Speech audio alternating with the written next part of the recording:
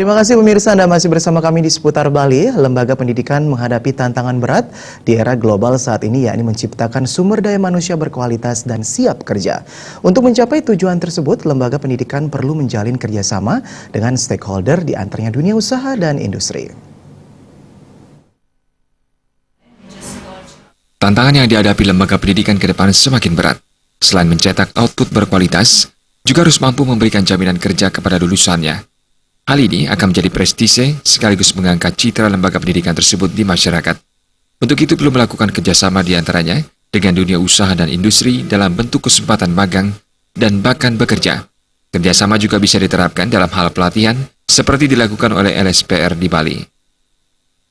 Kerjasama sama hospitality di sini, you have so many five-star hotels, there's so many also corporate industry here in Bali, yang makanya kita mau anak-anak juga ada kesempatan untuk kasih untuk magang, atau dan kalau ada yang berminat mungkin ada mereka they need students who graduated from PR, marketing, they could send a request to us and then companies itu mereka bisa interview mereka dan semua.